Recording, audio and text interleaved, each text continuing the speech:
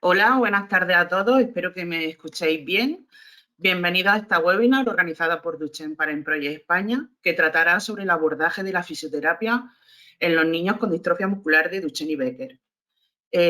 La webinar especialmente va enfocada a profesionales de la salud, pero bueno, especialmente a la figura del fisioterapeuta. Aprovecho para presentarme. Soy Carmen Mari Ventura, formo parte del Departamento de Atención a la Familia, junto con mi compañera María Ángeles Alonso. Esta tarde os presento a Lidia Parra Sánchez. Ella es fisioterapeuta pediátrica especializada en atención temprana y además terapeuta BOBAT formada en la Fundación BOBAT en Madrid. Lidia hizo magisterio en la especialidad de pedagogía terapéutica en la Universidad de Granada y ha llevado a cabo jornadas sobre parálisis cerebral y daño neurológico. También ha participado como ponente en nuestro Congreso Internacional de Duchenne. La intención también con esta webinar es abrir lazos de comunicación con toda la comunidad de fisioterapeutas para poder tener un intercambio de experiencias y estar en la actualidad en los avances de la enfermedad. Pues nada, bienvenida Lidia, ¿qué tal? Muy buenas, ¿me escucháis? Sí, muy bien. Venga, perfecto. Voy a ponerme también un poquito la cámara para que nos veamos todos. Bueno, encantada de estar aquí esta tarde y poder compartir un poco con todos los asistentes, pues un poquito de nuestro trabajo. Muchas gracias por estar con nosotros y por siempre estar tan flexible a la hora que te pedimos algo. Vamos a hacer una webinar, en fin, ya sabes tú, que siempre te tenemos por ahí. Muchas gracias por tu apoyo. Hombre, para lo que necesitéis, ya sabéis. Bueno, Lidia, pues, en fin, yo creo que ya en la presentación lo he comentado, la intención de la webinar. A veces, bueno, como parte del Departamento de Atención a la Familia, tanto mi compañera María Ángeles como yo, pues siempre detectamos que a nivel de fisioterapia, los papás suelen tener muchas dudas y muchas incertidumbres con respecto a los tratamientos.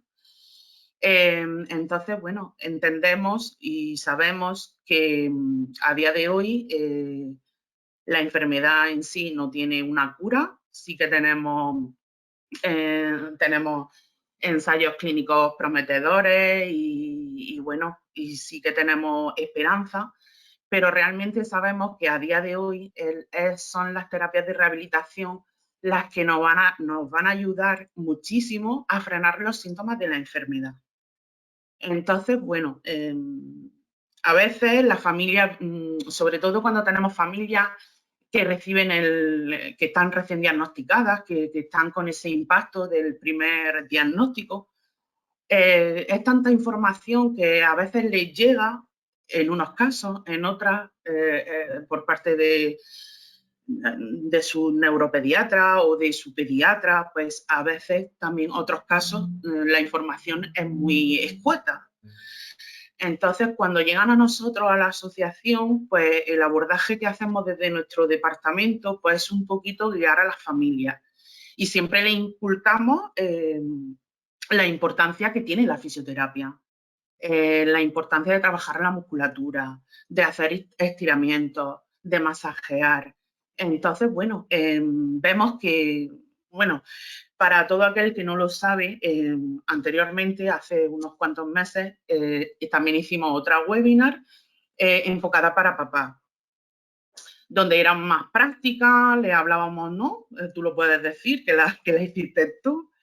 Esta ya hemos visto la necesidad, pues, de dar un pasito más, de tener más contacto con la comunidad, en fin, de que entre todos podamos hacer esos lazos de unión para mejorar la vida de nuestros chicos. Así que ya te dejo, después de esta introducción, que sigas tú comentando. Muy bien, pues Carmen, muchísimas gracias. Yo creo que, bueno, agradecer a todos los miembros, ¿no? Y y toda la familia de Duchen Parin Project, primero por confiar en mí, ¿no? Como Lidia Parra, y también en nuestro centro, en Arenas de Monsul, que estamos aquí en Almería. Y, bueno, agradecer la confianza. Y también, bueno, pues quería ver un poco que esta webinar para mí, no pretendo enseñar cosas como si yo fuera la que supiera mucho y vosotros los que no sabéis nada, ¿vale? Porque no es así, no ese es el caso, ¿vale? Nosotros es verdad que os cuento un poquito brevemente así nuestra vida con Duchen, y pues nosotros empezamos a conocer a algunos de nuestros niños.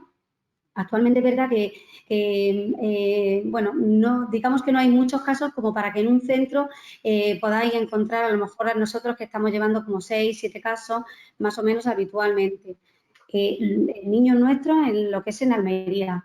Pero es verdad porque muchas compañeras pues, me han llamado, oye, pues yo tengo un caso, pues ahora mismo he visto también, tengo uno, me va a empezar un niño, ¿vale? Entonces, pues no hay como muchos niños que tengan la misma fisioterapeuta. Entonces, nosotros, pues es verdad que hemos tenido esa suerte de poder, bueno, suerte lo digo, ¿no?, para el aprendizaje, pero sí hemos tenido esa suerte de poder conectar con bastantes familias a nivel del día a día, y luego también, pues hemos tenido la gran suerte de poder participar pues lo primero fueron un encuentro de familia, luego fueron una jornada y luego ya estamos haciendo congresos internacionales. Entonces es bonito como crecemos todos, y yo crezco con Duchen Parin Project, y Duchen Parin Project va creciendo y la familia va creciendo también. Entonces es muy bonito ver también un poco el webinar desde esa perspectiva, desde una perspectiva del aprendizaje. Seguramente muchos de los fisios que estáis aquí, pues a lo mejor podéis tener algún caso y tenéis muchas ideas súper buenas y que a lo mejor ni a mí se me ocurren, pero es verdad que a lo mejor ahora mismo pues alguien tiene que empezar, ¿no? Y alguien tiene que empezar el camino y tenemos que decir, oye, pues chicos, es verdad que la fisioterapia es relativamente joven, ¿vale?, dentro de la disciplina sanitaria, y hay pues muy poca investigación. Verdad que ahora mismo últimamente sí que estamos trabajando mucho para la evidencia científica, pero no hay muchas investigaciones, ¿no?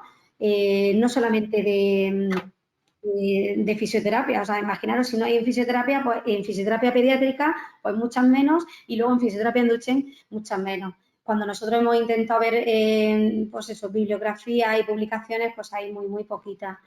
Entonces yo creo que esto también es un llamamiento a todos para que trabajemos, ¿no?, por todos estos niños, que nosotros hemos iniciado el camino, pero estamos Claro, siempre dispuestos necesitamos compañía, necesitamos compañía en el camino. Aprovecho también para comentar que cuando hacemos nuestro congreso internacional, este año se llevará a cabo el 2, 3 y 4 de junio en Novotel Madrid Center, y bueno, durante el fin de semana pues asisten los clínicos más referentes de los hospitales más referentes, hablamos sobre los cuidados, sobre las mejoras, sobre los avances, y es cierto que este año queremos hacer el primer workshop de fisioterapeutas. Entonces, bueno, para todo aquel que esté interesado, pues vamos a abrir, o sea, celebraremos este primer workshop para abrir esas vías de comunicación, para estar a la actualidad de los avances, también sobre cositas que se están llevando en Duchen con otro tipo de tratamientos, y bueno, os invitamos a que todo aquel que os interese, pues que podáis participar. Aquí también os he dejado un documento, Duchen Karel, es una invitación que es sobre o sea, Duchen Parin Project a nivel mundial celebra esta conferencia el 7 y 8 de junio, y bueno, pues para todos va referente a los cuidados, y os dejo ahí la información por si os interesa o a alguien le interesa asistir a la conferencia online. También tenemos, y ya con esto ya doy paso a Lidia, también tenemos aquí un apartado de preguntas donde podéis preguntar lo que queráis, y le iré transmitiendo a Lidia todas las preguntas que os surjan y que las podamos comentar. Vale, perfecto. Pues Carmen, vamos a ello, ¿vale? Porque también no tenemos mucho tiempo y como yo te contaba antes, digo, ojalá pudiéramos contar muchas cosas, pero sí he intentado concretar bastante y no ahondar demasiado porque si no, entonces se nos va un poco lo que es la generalidad, ¿vale? Perfecto. Bueno, sí, empezamos un poquito. Mirad, a la hora del diagnóstico de Duchenne, nosotros nos podemos encontrar, me voy a ir mucho a la base a lo que es la clínica, ¿no? De que muchas veces nosotros como fisioterapeutas estamos en un CAI o en un centro de atención temprana o incluso en un gabinete privado y vemos que tenemos niños pues, con retraso psicomotor. Ese retraso psicomotor, en millones de ocasiones no tenemos todavía un diagnóstico, simplemente pues es un retraso psicomotor y no sabemos muy bien por dónde va a ir el niño. Siempre a mí me gusta decir que el niño se mueve por dos cosas. Una es porque necesita moverse, ¿no? Y necesita ir a desplazarse a otro sitio y otra vez porque le mola moverse, o sea, le gusta moverse. Es cuando ya son los niños muy pequeñitos, se sientan, empiezan a tener esa parte del paso de la sedestación a la cuadrupedia, pues le gusta ir a coger las cosas, a venir, y lo que es disfrutar mucho del entorno. Entonces, Lidia, cuando... Dime. disculpa que te interrumpa, pero ¿estás poniendo presentación? Es que si no, no te la vemos. Vemos solo la Por diapositiva. supuesto, por supuesto. A ver, ¿la veis ahora? Sí, ahora sí, gracias. Ay, bueno, muchas gracias, porque me pensaba que estaba compartiendo pantalla. O sea que, vale, Nada. perfecto. Bueno, pues lo que os estaba diciendo, ¿no? Nos encontramos muchas veces en nuestra sala de tratamiento pues que tenemos un niño pues, que tiene un retraso psicomotor y no sabemos muy bien qué pasa, ¿no?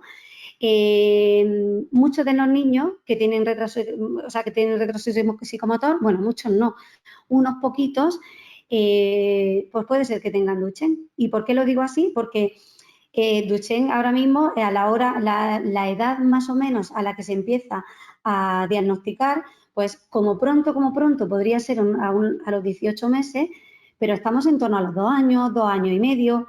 Incluso hemos visto familias que a los 3, incluso a los 4, porque bueno, son niños que a lo mejor no tienen ese retraso psicomotor, bueno, tan evidente, pero sí es verdad que vamos, bueno, son familias que van viendo pues algunas cositas que tiene el niño y al final van a buscar qué es lo que pasa, ¿no?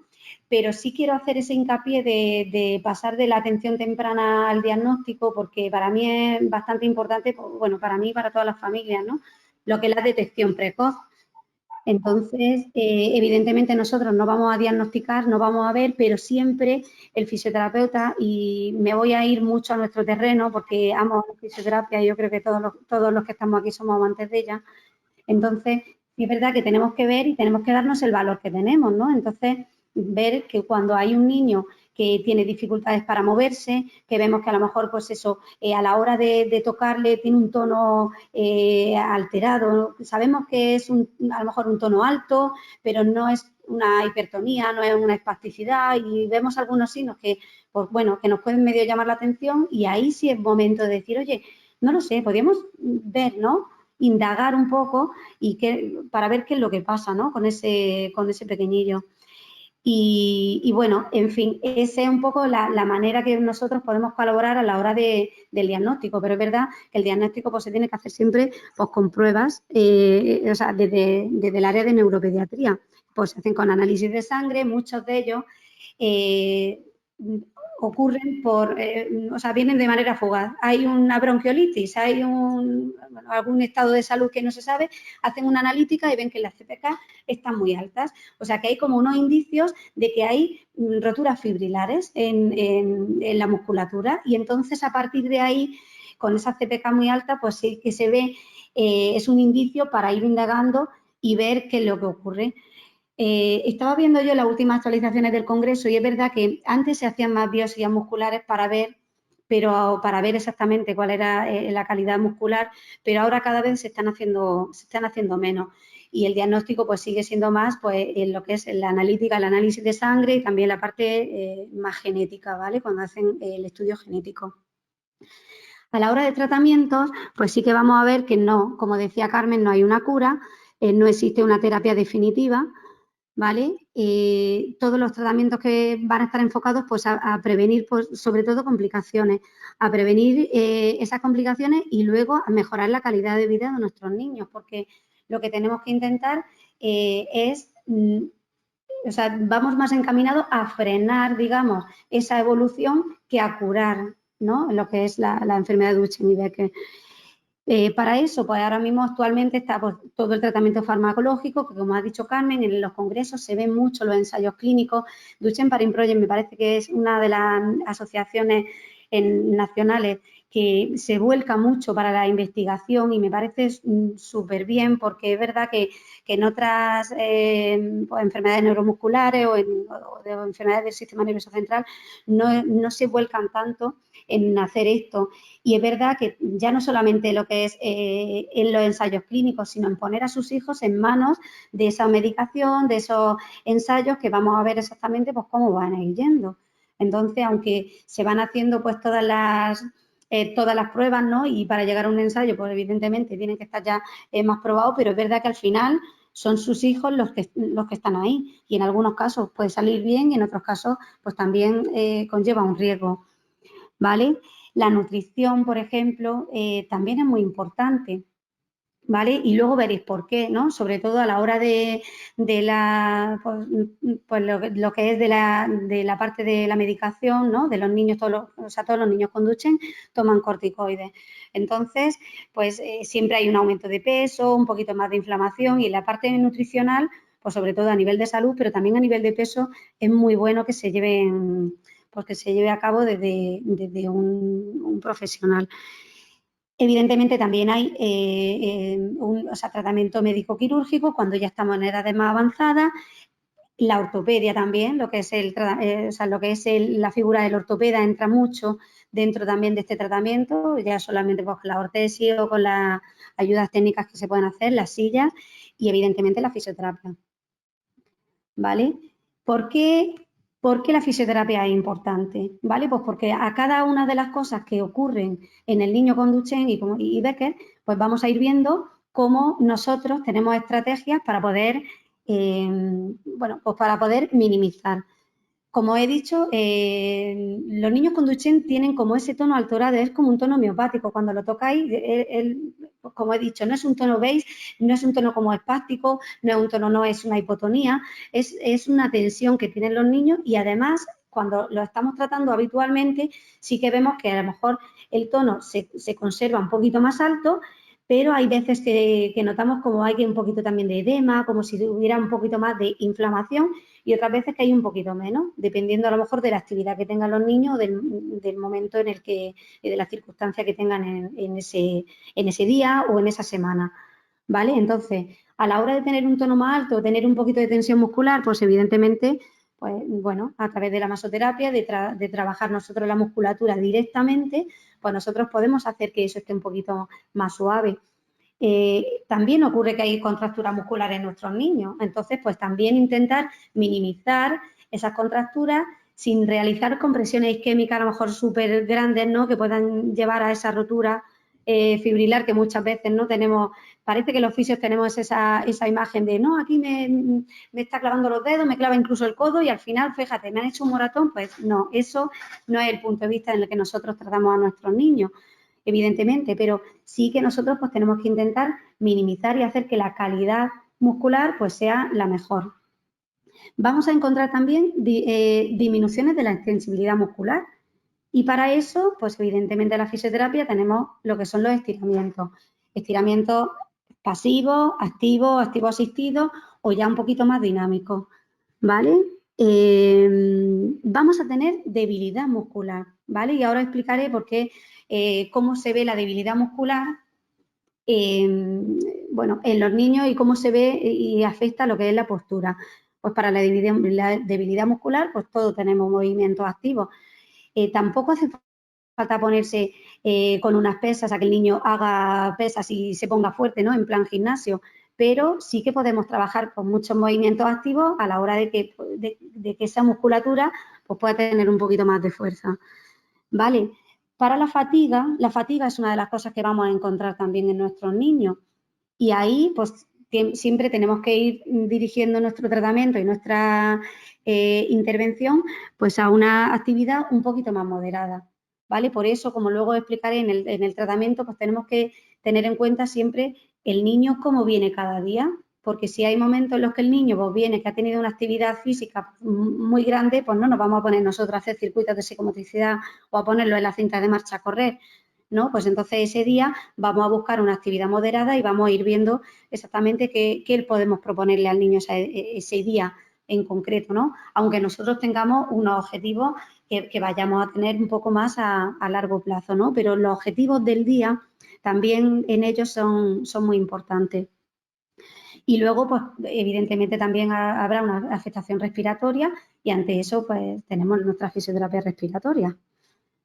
Vale, el niño con Duchenne, a ver, ¿tiene una afectación cognitiva o una afectación de la conducta o una afectación de la comunicación? Pues no, no tiene por qué tenerla, pero sí que hay un porcentaje de niños que sí que tienen esas dificultades. Y para eso, pues nosotros contamos con un equipo. Yo creo que ahora mismo la gran mayoría de centros de rehabilitación infantil o centros de atención temprana sí que, pues eso, pues tenemos en el equipo pues un psicólogo, una psicóloga, logopedia, ¿no? Y incluso terapia ocupacional. Pues al final está muy bien trabajar siempre en equipo, porque nos vamos a ir encontrando momentos del niño en los que vamos a tener que ir tirando del equipo, ¿vale?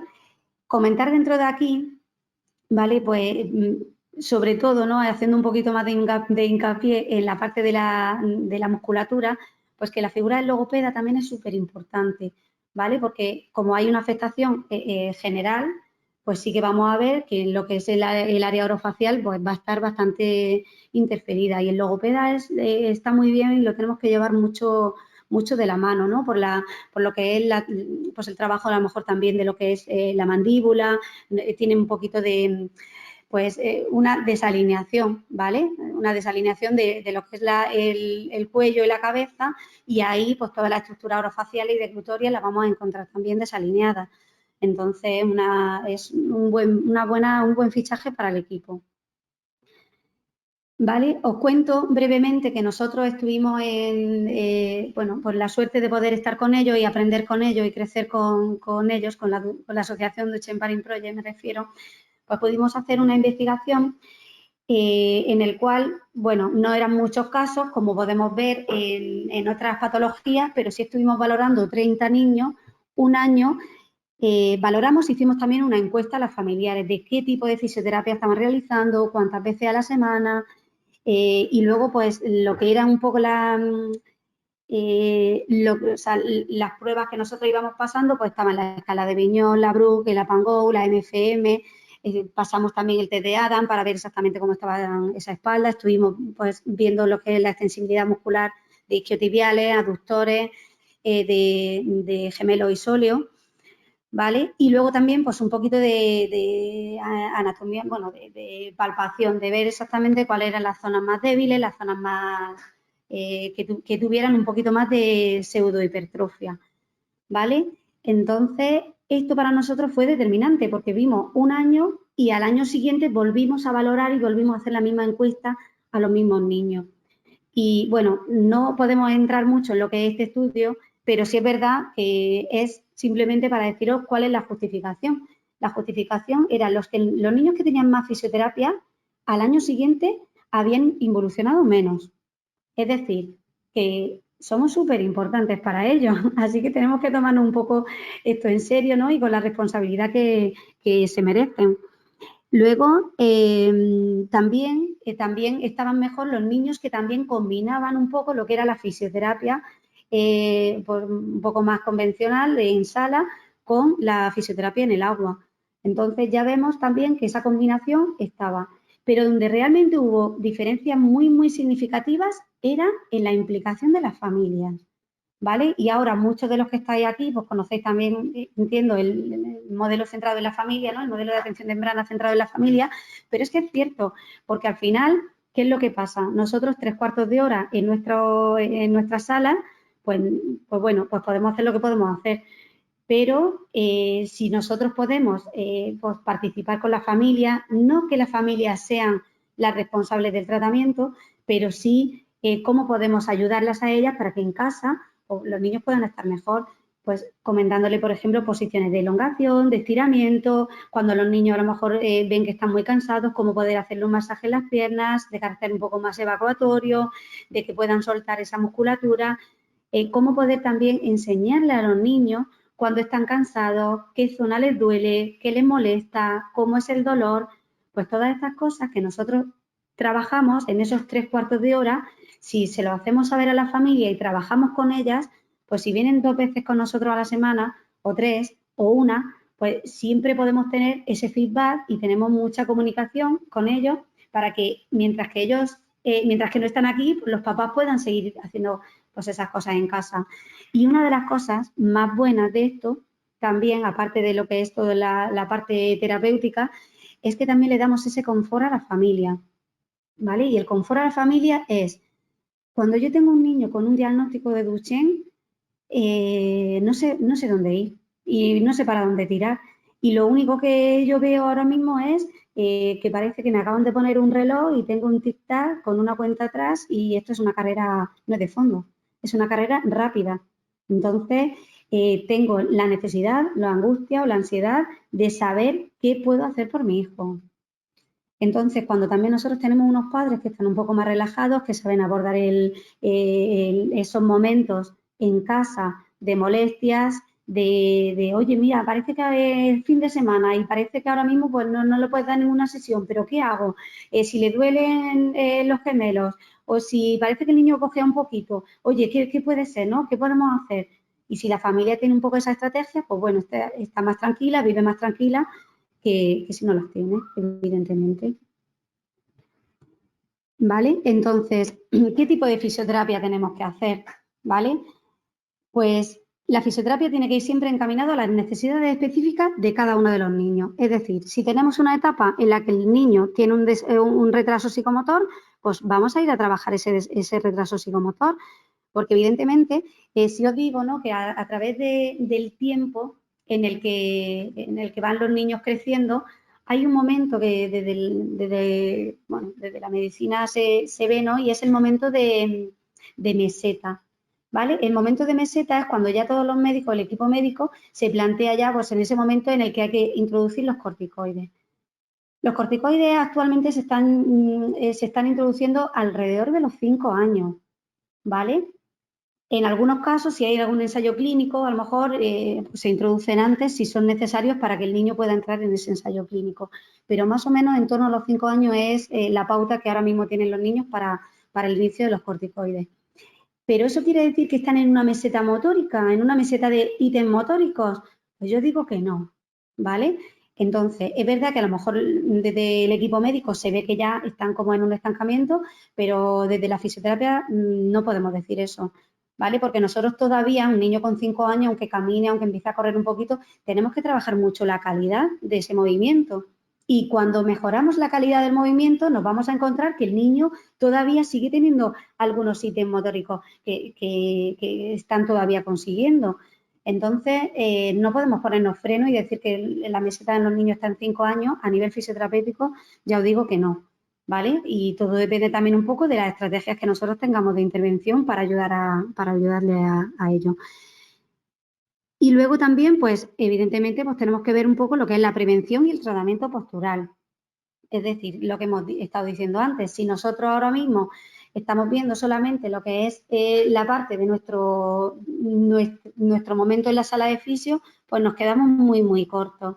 Y tenemos que ir pensando cómo podemos prevenir en un futuro porque sabemos lo que nos va a venir. Entonces, ¿qué estrategias podemos tener que nos ayuden a prevenir más contracturas o a prevenir, por ejemplo, una fascitis plantar, ¿no? Y luego, cómo poder hacerlo también desde un tratamiento postural. ¿En qué posiciones se ponen los niños? ¿Cuál es la mejor postura en la que pueden tener en casa, en el cole? Ir revisando también pues ese tratamiento postural pues, que tienen los niños fuera del entorno terapéutico. ¿Vale? Y es lo que os decía, debemos de valorar todos los días y debemos de tener siempre ese feedback con la familia. cuando un niño entra a nuestro centro, siempre tenemos que preguntarle al papá o a la mamá, oye, ¿qué tal? ¿Cómo ha estado? Si es que viene un lunes, oye, ¿qué tal el fin de semana? ¿Cómo ha estado? ¿Ha tenido mucha actividad? ¿Ha tenido poca? ¿Ha tenido alguna molestia? No, pues nada, ha ido todo fenomenal. Vale, pues nosotros que tenemos nuestro plan de intervención y sabemos cuáles son nuestros objetivos, pues venga, vamos directamente a ir un poco a nuestra valoración en ese momento del niño. Pero si la familia ya nos dice, oye, pues fíjate que estuvimos de feria, o hemos estado en una caminata, o hemos estado no sé cuánto, bueno, pues entonces a lo mejor en ese momento ya nosotros, nuestra cabeza ya va a ir pensando que vamos a ver la valoración de ese día del niño, si tenemos que encaminarla un poco más a nivel muscular o a nivel más de movimiento. ¿Vale? Bueno, y luego sí, pues eso, tenemos que llevar también un enfoque basado en las actividades de la vida diaria, ¿vale? Pues, por ejemplo, ¿cómo van los niños en el parque? ¿A qué juegan en el parque? ¿Qué cosas pueden hacer en el parque que les venga bien? ¿Y qué cosas pueden hacer en el parque que a lo mejor, pues bueno, no son tan, bueno, o tan aconsejables?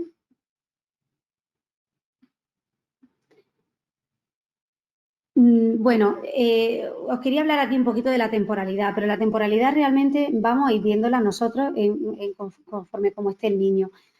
Cuando la familia viene, a lo mejor necesita tener tener un poquito más de sesiones que menos. ¿Por qué? Porque debemos de saber trabajar con la familia. A nosotros nos gusta mucho trabajar con la familia dentro de nuestras salas de tratamiento. Como yo digo, siempre digo, no, vosotros venís aquí conmigo, os quitáis los zapatos y os metéis dentro de la colchoneta.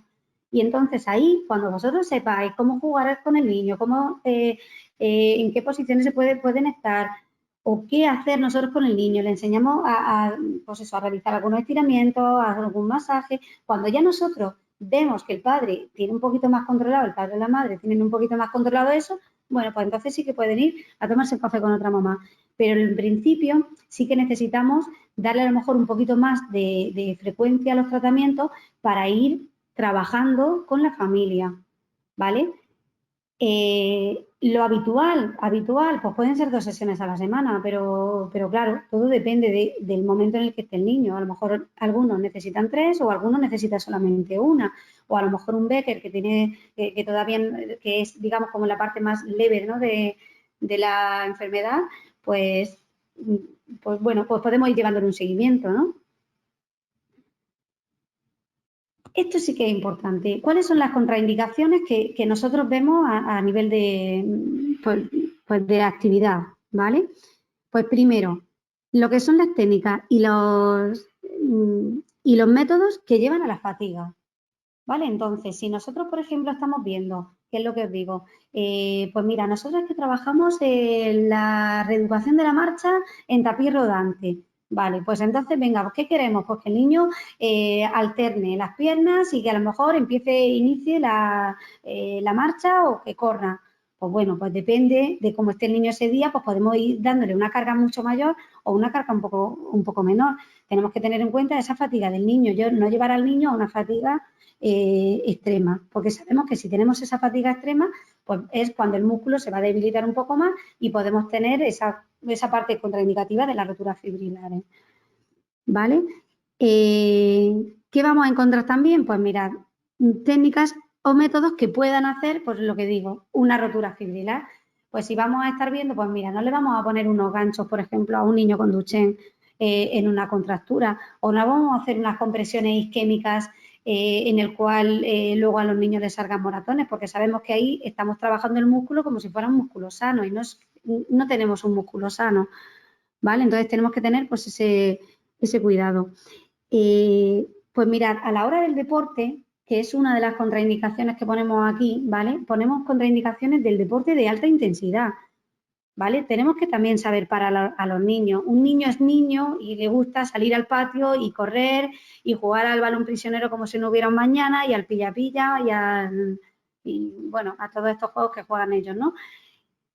Pero claro, ¿qué es lo que tenemos que ver? Pues que hay un momento en el que el niño ya empieza a fatigarse y la fatiga sobre fatiga pues hace también que haya un detrimento de la calidad muscular. Entonces ahí pues vamos a ir buscando también un poco pues ese equilibrio de que el niño pueda realizar su deporte, pueda realizar su juego, pero un juego también muchas veces con medido, ¿no? Ejercicio excéntrico, ¿vale? Esto es otra cosa importante. Cuando vemos a lo mejor, pues eso, ¿por qué un ejercicio excéntrico puede ser una contraindicación? Porque es más fácil que haya una rotura fibrilar.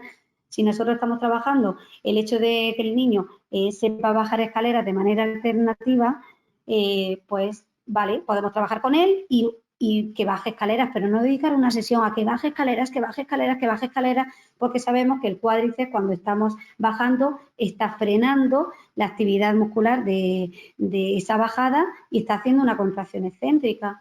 Pues entonces vamos a ir buscando hacerlo, que el niño lo haga, pero si trabajamos la alternancia, podemos, por ejemplo, decir, vale, pues ponemos unas picas y trabajamos la alternancia en el plano y luego hacemos 2 o 3 veces que baje las escaleras. ¿Vale? Ir buscando también un poco ese equilibrio. Esto no es sota, caballo y rey, esto es un poco pues ese sentido común que vamos teniendo y vamos viendo al niño cómo va respondiendo. Los deportes asimétricos, ¿vale? Los deportes asimétricos, bueno, no nos vienen bien a ninguno, eso para empezar, como ya sabéis todos, pero evidentemente existen y son súper divertidos, ¿no? Pero es verdad que en ellos pues tenemos que ver un poco, mucho mejor que podamos hacer actividades más simétricas que actividades asimétricas, ¿vale? Luego, el no descansar sí que es una contraindicación, que muchas familias las vemos también. Pues es que hoy lo llevo al fisio, después va a multideporte, después lo llevo el día siguiente va a piscina y lo estoy llevando a clase de música en movimiento, después lo llevo otra vez al fisio y así, y un día y otro día. Y luego llega el fin de semana y el niño, pues venga, pues ahora me voy yo con él a nadar porque le viene bien, o lo llevo también a equitación terapéutica. Bueno, al final metemos y llenamos al niño de cosas y no le dejamos descansar. Entonces es importante Lidia, también, dime.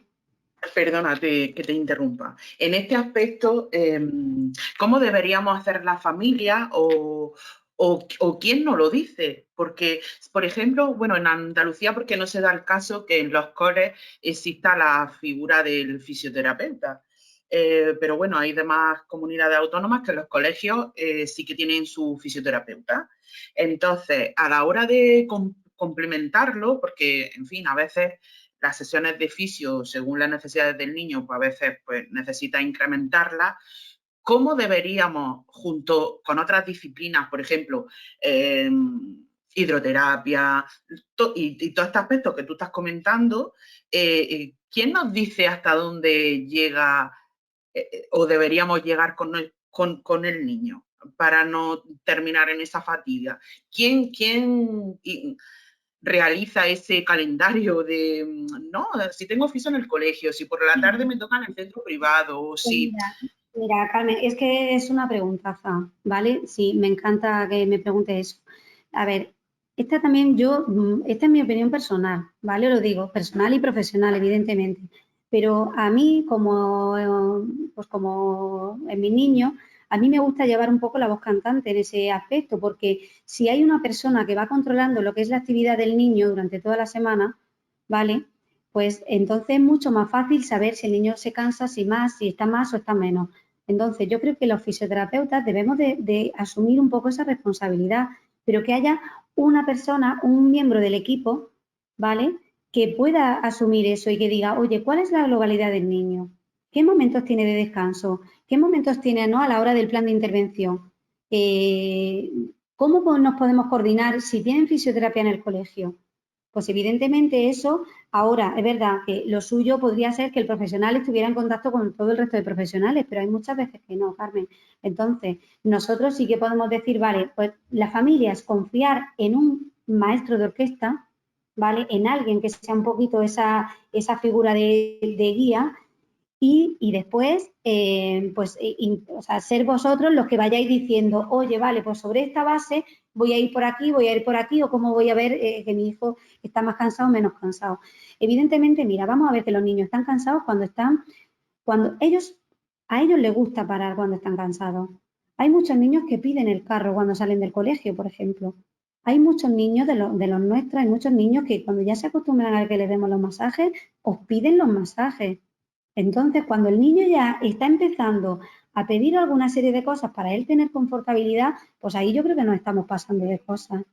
¿vale? Entonces, yo no pondría 2 sesiones de fisioterapia el mismo día, al igual que tampoco pondría 2 sesiones de fisioterapia seguidas, un lunes y un martes, y después el resto de la semana nada, ¿vale? Si vamos a ir, por ejemplo, introduciendo lo que es la hidroterapia o la equitación terapéutica, pues vamos a ver, por ejemplo, si podemos poner pues un lunes fisio y después que vaya a la piscina a lo mejor un miércoles. Y si luego va a través de la sesión de fisio, pues o puede ser el jueves o el viernes y el fin de semana, pues un poquito de caballo si van, el que vaya.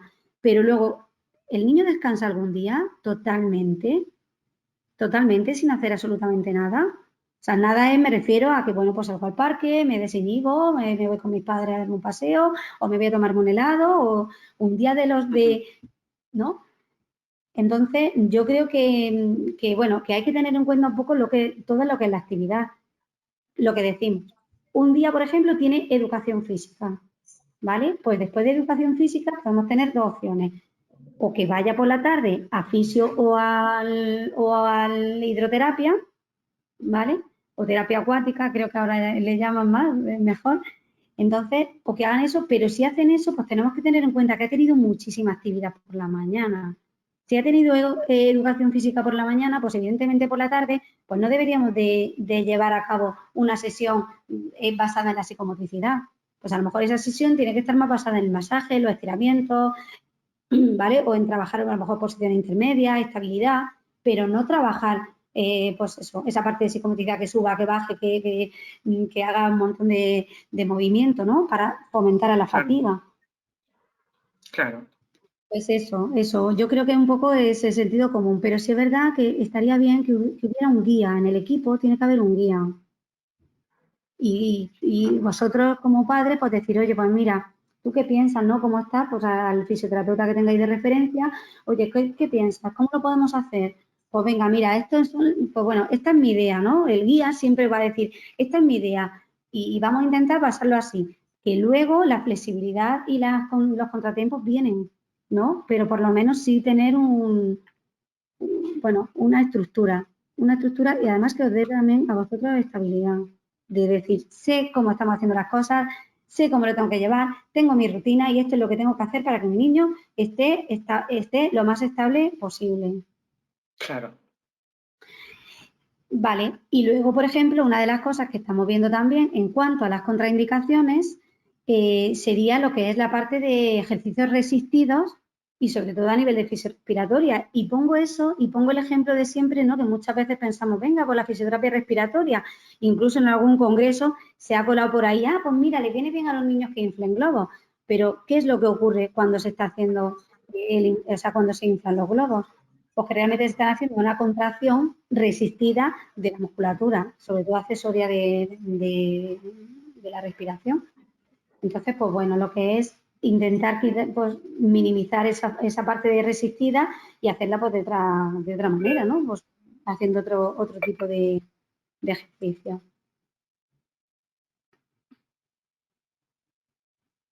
Vale, ¿qué vamos a valorar o qué debemos de valorar? Sobre todo, bueno, a largo plazo, pero también un poquito en el día, ¿no? ¿Cuál es la calidad de esa musculatura, la fuerza muscular que tienen los niños, ¿vale? Esos rangos articulares y ese tono. Cuando hablamos de tono, ya os digo, no hablamos de un tono como se ve, ¿no? Con una alteración del tono del sistema nervioso central, sino como un tono más miopático.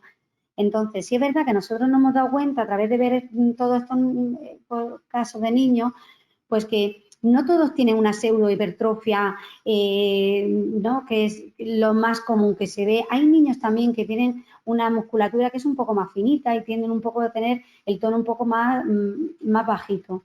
Entonces, pues vamos a ver cuál es la calidad de ese tono, porque a lo mejor en una pseudohipertrofia sí que tenemos que incidir mucho más en el masaje y en el estiramiento, pero a lo mejor hay niños que tienen ese tono un poco más, más lábil, más suavecito, incluso algunos que tienen como un poquito de lasitud articular y bueno, y tenemos que enfocar el tratamiento más a la hora de, bueno, de sí mantener la calidad del músculo, ¿no? Si vemos que o sea, lo que es hacerle un screening de trabajo muscular, pero vemos que si no tiene nada, si no tiene ninguna zona tensa o alguna contractura, pues ir directamente a trabajar otras cosas. Normalmente en este tipo de niños, pues un poquito más lo que es la estabilidad, ¿no? La estabilidad de las articulaciones en posiciones intermedias. El control postural. El control postural vamos a verlo también como está. Hay niños que sí que controlan un poquito más su posición, otros niños que controlan un poco menos su posición. El control de tronco siempre es bueno trabajarlo con ellos, pero bueno, vamos a ver exactamente cómo se puede trabajar ese control de tronco sin necesidad, por ejemplo, de poner a los niños a hacer abdominales, las abdominales típicas que se hacen en educación física o en los gimnasios. Hay otros modos de poder hacer eso trabajando el control de tronco, en lo que es toda la zona del abdomen, y se hace, bueno, desde otra perspectiva, ¿no? Pues jugando con el niño, desde otra perspectiva más lúdica y que realmente esté fortaleciendo esa musculatura. Vamos a valorar el riesgo de contractura y deformidades.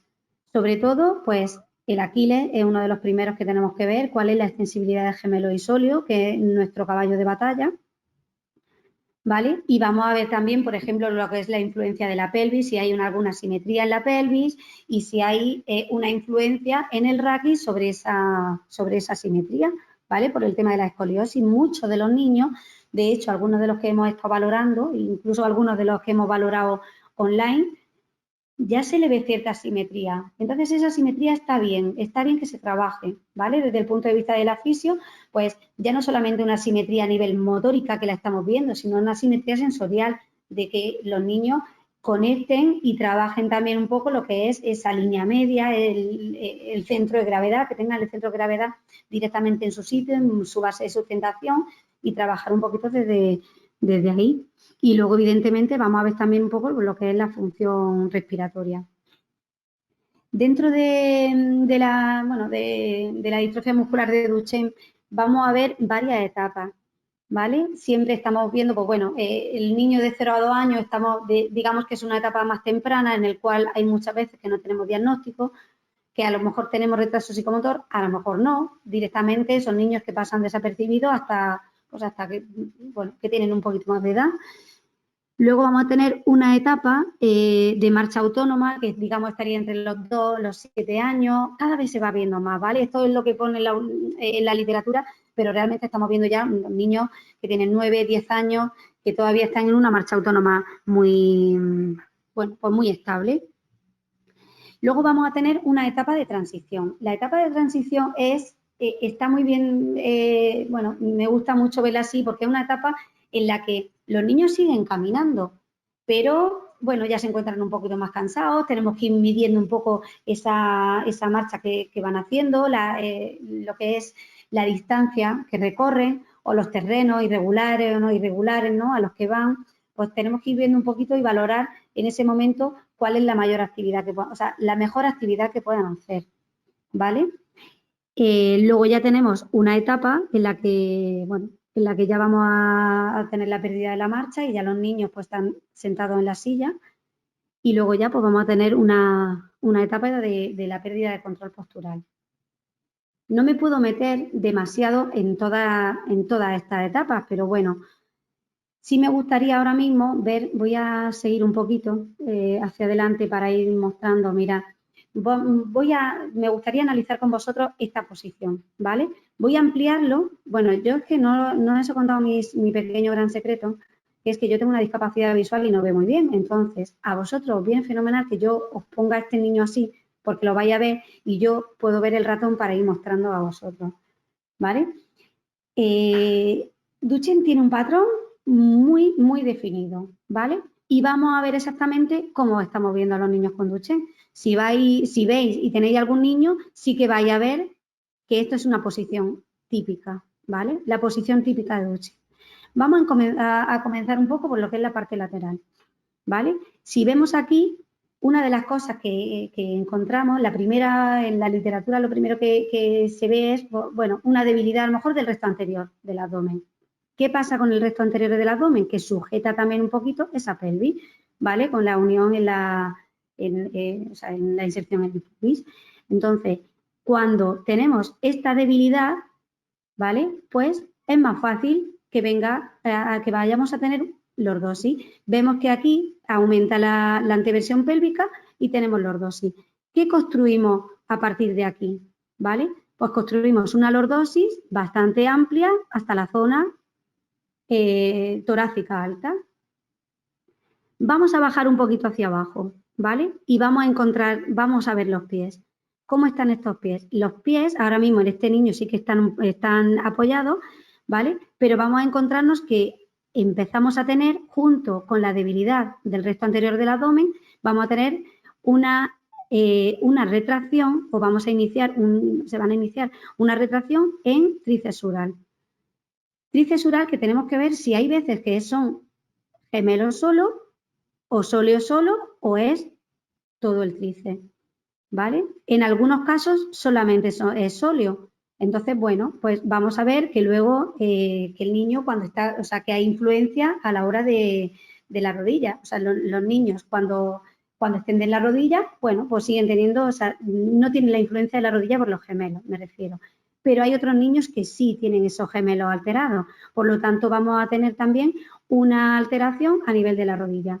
¿Cómo podemos ver cómo podemos ver exactamente que hay una alteración en el tríceps sural? Pues bien, porque vemos a los niños de puntilla, o bien porque vemos, sobre todo si hay afectación en el gemelo, que vemos un recurvatum. Son ambas cosas las que tenemos que hacer. Y nuestros niños son muy pillos en ese sentido, porque van a ir viendo exactamente cómo compensan para mantener, pues, el mayor eje posible y gastar la menos energía posible. Entonces, aquí podemos encontrarnos eso, o bien que el niño se ponga de puntilla, o bien que haya un recurvatum. Aparece no solamente la retracción en tríceps sural, sino que debemos de medir también la retracción en los isquiotibiales en la cadena posterior, ¿vale? Entonces, si nosotros ahora mismo estamos viendo qué es lo que pasa con este niño, imaginaros que se pone un poquito de puntillas, entonces desplaza también su centro de gravedad hacia adelante. Si su centro de gravedad viene un poquito hacia adelante y sumamos que hay una debilidad en el resto anterior del abdomen, pues hay una actitud de compensación hacia la extensión de la cintura escapular, ¿vale? La extensión de la cintura escapular, ¿vale? Viene también, determina, digamos también, pues la posición de la cabeza, de venir un poquito a una protracción de la cabeza. ¿Qué le ocurre a la ATM y a la estructura deglutoria si hay una protracción de la cabeza?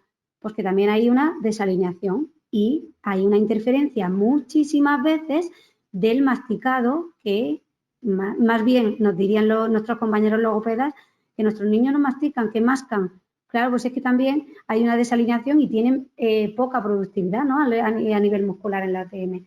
Entonces ellos van buscando gastar poca energía. Entonces esos bocadillos que se comen muchas veces los niños, se toman el bocadillo y se cogen un gran bocado que luego empiezan a mascar y mascan 4 o 5 veces y a lo mejor ya he dicho muchas y lo tragan, ¿vale? ¿Qué vamos a ver ahora mismo en la parte anterior? Pues que el niño, cuando empieza a tener esa debilidad y empieza a encontrarse inseguro, lo que hace es que aumenta la base de sustentación. ¿Os acordáis también? O la base de sustentación, si nosotros hacemos el eje del centro de gravedad, que el eje del centro de gravedad deberíamos de venir por lo que es el centro de la frente, la nariz, la boca, el esternón, el ombligo, ¿no? Y llegar hasta la base, hasta el centro de la base de sustentación. Pues si nosotros valoramos esto, nos vamos a ir dando cuenta que muchas veces ese eje está pues un poquito más hacia un lado o hacia el otro. Y esta desalineación del eje del centro de gravedad nos va a determinar la simetría, ¿vale? Yo creo que los fisios me vais siguiendo bien, algunos papis a lo mejor no lo sé, pero bueno, por eso estoy intentando llevar a veces pues un vocabulario que sea un poco técnico para que me entiendan bien los fisios, pero que no sea demasiado para que los papis me entendáis, ¿vale? Entonces, como digo, el centro ese eje de gravedad, si viene aquí y viene en este caso, por ejemplo, viene a estar un poquito más pues en un lado, o sea, más pegado hacia un lado, pues estamos viendo que esta pierna, por ejemplo, en este caso, sería una pierna donde tendría más peso que la otra. Si en su pierna derecha tiene más peso que en la pierna izquierda, esto se va a traducir después en que el niño en su pie derecho, en su extensibilidad del tríceps sural derecho, va a llegar a más grados que en este lado, ¿vale? ¿Simplemente por qué? Pues porque hay una simetría en el cual mi cuerpo derecho lo utiliza a lo mejor más de estabilidad y mi cuerpo izquierdo de movilidad. Y entonces yo muchas veces lo digo, no lo sé si, digo, un día me gustaría poder hacer un vídeo para explicarlo mejor, ¿vale? Pero imaginaros a un niño, ¿vale? En patinete.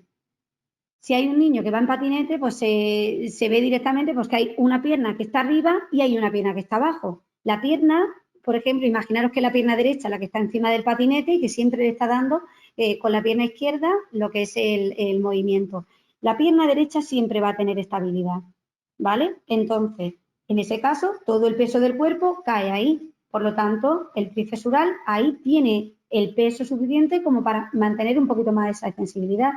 ¿Qué es lo que ocurre en el lado de la movilidad? ¿Vale? Pues que el niño siempre le está dando y está trabajando pues con ese equilibrio, ¿no? A la hora de hacer el movimiento oscilatorio de la pierna hacia adelante, pues sí que hace triple flexión, luego apoya, imaginaros como si fuera la biomecánica de la marcha, el oficio, entonces luego apoya y va un poquito hacia atrás y hace esa flexión plantar con el pie. ¿Qué es lo que ocurre? ¿Qué es lo que veríamos ahí? Porque en ese pie va a tener un poquito menos de extensibilidad y va a tener, digamos, más equino que en el otro pie.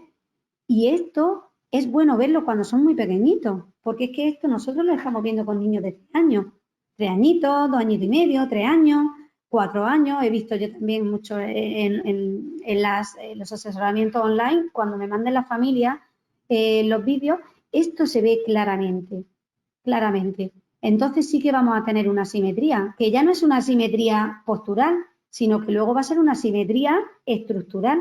Y entonces, ¿qué hacemos con un niño que en un pie sí llega a 90 grados y en otro pie no llega y a lo mejor tiene 15 grados de flexión plantar, o sea, de equino?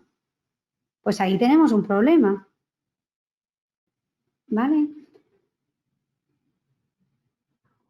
Bueno, vamos a volver otra vez a la etapa más de los niños más chiquititos, ¿vale? A lo que es la etapa temprana y vamos a enumerar un poquito lo que son los signos, ¿no? Los signos que nosotros vamos a ir viendo en los pequeñitos y cómo podemos, cómo podemos intentar echar una mano para eso, para el diagnóstico precoz. Lo primero, bueno, no en todos, pero sí podemos ver pues, ese retraso en el desarrollo. ¿Vale? ¿Qué vamos a ver? Pues mirad, muchos de los niños van con movimientos en bloque. Si nosotros vemos lo que es el movimiento de, hoy va a decir, muchos de los niños no gatean, ¿vale? Pero sí que estamos viendo que los niños tienen mucha falta de disociación entre ambas cinturas, tienen movimientos en bloque, pero a la hora de a lo mejor incentivarles al gateo nos va a costar mucho trabajo, porque precisamente la cuadrupedia y el gateo necesitan trabajar pues mucha armonía, ¿no? Y mucha coordinación del movimiento. Pues ahí vamos a ver que nuestros niños tienen mucho movimiento, tienen mucho movimiento en bloque. Vamos a ver que tiene una ligera pseudo hipertrofia del tríceps oral. ¿Vale? En esto, mirad, voy a poneros brevemente, que como lo tengo aquí así, voy a poneros unas piernitas para que veáis. ¿Vale? Esto es una hipertrofia del tríceps oral.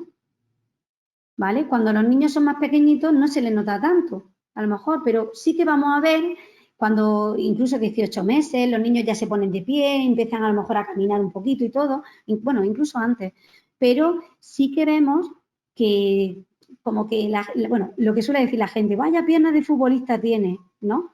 ¿Y qué es lo que estamos viendo? Pues estamos viendo que hay unos gemelos bastante engrosados, ¿vale? Incluso hay un cuádriceps bastante marcado. Y eso es uno de los signos de alerta. Eso es uno de los signos que vemos en los niños con distrofia muscular de Duchenne cuando son más pequeñitos, cuando luego son también mayores. A ver, continúo por aquí, que lo tenía aquí perdido. Bien. Bueno, los pies planovalgos. ¿Por qué vamos a ver también que tienen los pies planovalgos? Pues por eso, porque a la hora de la extensibilidad muscular, si nosotros vemos que el peso cae, la extensibilidad muscular que puedan tener un poquito de retracción hace que el pie caiga un poquito en plano y en valgo. ¿vale? Igual que vamos a ver un poco lo que es el recurvatum de rodilla. Esto solamente en una etapa muy temprana, en la que a lo mejor el niño, pues eso, como mucho empieza a caminar y se van viendo esos pasitos. ¿Qué vamos a ver también? Cuando ya el niño empieza a tener un poquito más de movilidad y ya tenemos niños, pues eso, entre los 2, los 7, 9 años. Vamos a ver, pues mirad, una de las cosas que vamos a tener en cuenta y cuando le decimos a las familias es, pues mi niño corre raro y tiene dificultades también a la hora de subir, de bajar las escaleras, saltar, le preguntas, ¿salta? No, no, el niño no salta o hace como un pequeño respingo, como un impulso, ¿vale? Vamos a ver que los niños también tienen caídas muy frecuentes, porque claro, si también tienen esos movimientos en bloque, a la hora de disociar y coordinar, van a tener también dificultades. ¿Qué vamos a ver más? Pues la lordosis lumbar. La lordosis lumbar va a estar bastante más pronunciada y vamos a tener también un poco ese ojo. Nosotros, por ejemplo, a la hora de ver la lordosis, nos gusta mucho pues, con el inclinómetro medirle un poquito lo que es el sacro, la inclinación del sacro. Y ahí vamos viendo también un poco pues, como, bueno, lo que es medir la lordosis o lo que es cómo viene ese niño. Y nosotros, si estamos midiendo muchas de las, bueno, pues en muchos de nuestros niños, todos los días cuando vienen, más o menos cuál es el rango de lordosis que tienen. ¿Nos da información? Pues a corto plazo no nos da mucha información, pero a largo plazo sí nos da, porque sí que vamos viendo cómo va pues aumentando esa lordosis. ¿Vale? Lidia, Dime. disculpa, antes de avanzar más, mira, te lanzo una pregunta que tenemos por aquí. Nos preguntan que si existen estudios sobre la efectividad de los estiramientos analíticos clásicos en niños con Duchenne, que si puede ocurrir algo parecido como en PCI, para que sean efectivos deben ser mantenidos en el tiempo por varias horas al día. Vale. ¿Existen estudios sobre esto? Pues mira, no, pero no existen estudios, pero los podéis hacer vosotros. ¿Vale? No, es que hay muy pocos estudios relacionados con esto, ¿vale? Pero es verdad que sí que hay un estudio de cuál es la extensibilidad muscular. Nosotros sabemos que cuando los niños están manteniendo una extensibilidad muscular durante 6, 8 horas, ¿vale? Sí que hay un aumento de sarcómero a nivel muscular, que son los que hacen la viscoelasticidad muscular. Entonces, tenemos que ceñirnos también un poco a los estudios que hay en cuanto a, bueno, pues en cuanto a la musculatura o la musculatura en general o la musculatura a lo mejor que están trabajando desde otras perspectivas.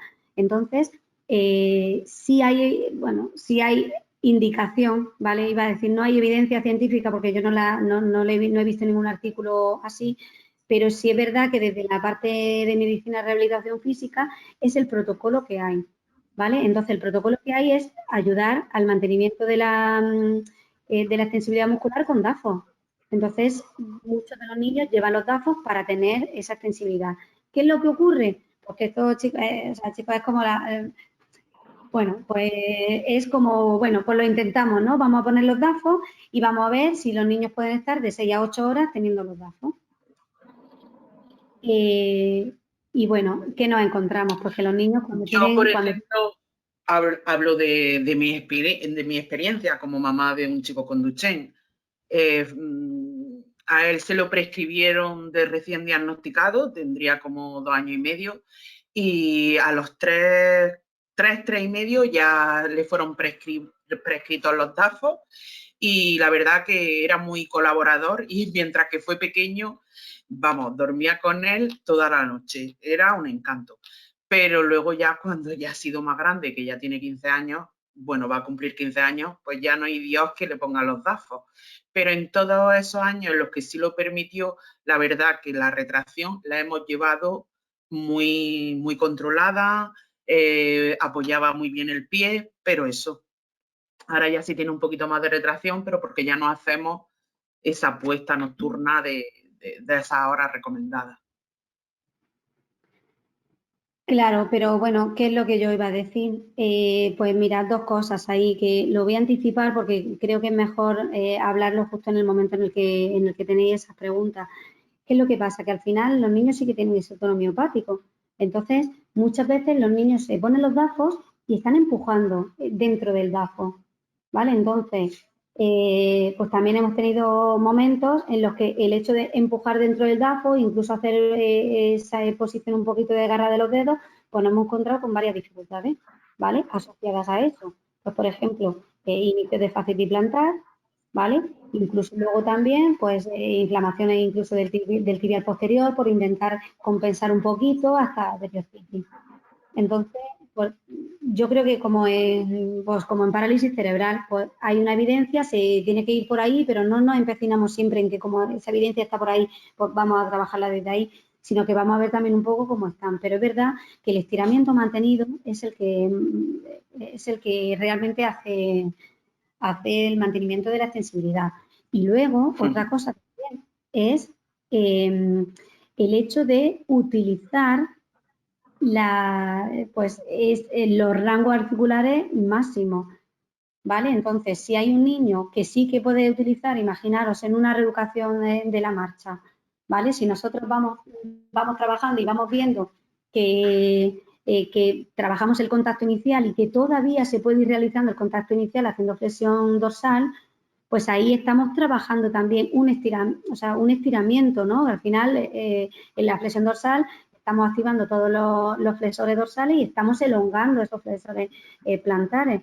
Entonces, yo también os digo, igual importante es tener esa parte pasiva, digamos, de elongación como la elongación dinámica. Entonces, lo que se Vale. usa, se utiliza y lo que no, pues se va perdiendo. Pues Pero está mira, muy... relacionado a la misma pregunta, nos vuelve a preguntar que si sería extrapolable la idoneidad de los estiramientos mantenidos frente al abordaje clásico de estiramiento analítico sobre, por ejemplo, 10 minutos al día. Vale, mira, yo por ejemplo, bueno, yo os voy a contar un poco nosotros cómo intentamos hacer ese aspecto también terapéutico, o sea, lo que es en el plan de intervención. Mira, a mí me gusta trabajar así, ¿vale? Pues nosotros podemos estar trabajando, ahora mismo, por ejemplo, este niño está aquí, pues está teniendo una flexión dorsal, ¿vale? Tiene una cuña invertida y está teniendo una flexión dorsal y mientras está jugando. Entonces, esto es un estiramiento que está haciendo el niño y además no se está dando cuenta que está haciendo este estiramiento. Si el niño se pone y en casa se puede tener una plataforma así un poquito pues, tipo cuña para que el niño pueda apoyarse ahí, pues está elongando y a la misma vez, incluso si es un poquito más larga, puede estar moviéndose un poquito para un lado y para el otro y trabajando siempre desde ese punto de vista, desde la elongación. Y mientras tanto está jugando. ¿Cuánto tiempo puede estar aquí? Pues bueno, pues no lo sé, pues el niño vaya aguantando y esté entretenido. Entonces, si es media hora o si son, no sé, 20 minutos o 15 minutos, pues estamos viendo. Pero si luego se pone varias veces al día, pues están metiendo un estiramiento prolongado durante el día, el niño está estupendamente y está realizando esa elongación. A la hora, por ejemplo, de trabajar la elongación de cadena posterior, a mí me gusta mucho este estiramiento dentro de nuestro tratamiento, ¿vale? Y a la familia se lo digo también. Si nosotros, mira, esto es un rulo, el típico rulo que tenemos bueno, nosotros, bueno, o de Carlón, es que no me gusta decir luego sitios donde se pueden comprar, pero porque parezco la comercial. Bueno, este estiramiento a mí me gusta un montón, porque es que tú estás con el niño y puedes estirar bastante rato toda la cadena posterior. Entonces, aquí puede ser o sea, que haces un poquito de abducción, extiendes, espérate un momento, que yo creo que tengo otro. Aquí, mirad primero, ¿vale? Pones tus piernas encima de las piernas del niño, abres un poquito para trabajar también un poco la extensibilidad de los aductores, está trabajando toda la cadena posterior, sobre tus piernas, en los pies tienes el rulo, ¿vale? Y si tú haces flexión plantar, flexión dorsal, estás haciendo que el tronco y lo que es la pelvis venga un poquito más a anteversión pélvica o menos. Es decir, estás controlando la inserción de los isquiotibiales a nivel pélvico. Con tus piernas estás controlando la inserción de los isquiotibiales a nivel de la rodilla, inserción de gemelos a nivel de la rodilla, y aquí estás trabajando un poquito esa elongación. Y mientras el niño está jugando, puedes estar cantando con él, le puedes estar contando un cuento, y aquí es un estiramiento que puedes hacer tú en tu sesión, pero también puede estar haciendo la familia. O sea, la familia cuando está con niños más pequeñitos, pues pueden realizar esta actividad, pues mientras que están en un momento de, pues bueno, de juego, pues es una de las cosas que hacen. Pues mira, pues justo nos hacen una pregunta que yo creo que ya estaría casi respondida. Nos pregunta, ¿podríamos trabajar únicamente en movilidad de cara a tener el rango articular completo y sin tener que realizar los estiramientos convencionales? Ya que estos últimos son muy aburridos para los niños. Y justo creo que ha salido la persona que lo ha preguntado. Habrá tenido algún problema, pero bueno, como la webinar se graba, se la podríamos pasar. Vale, pues bueno, yo esto venía un poquito después, pero yo prefiero también ir hablando así.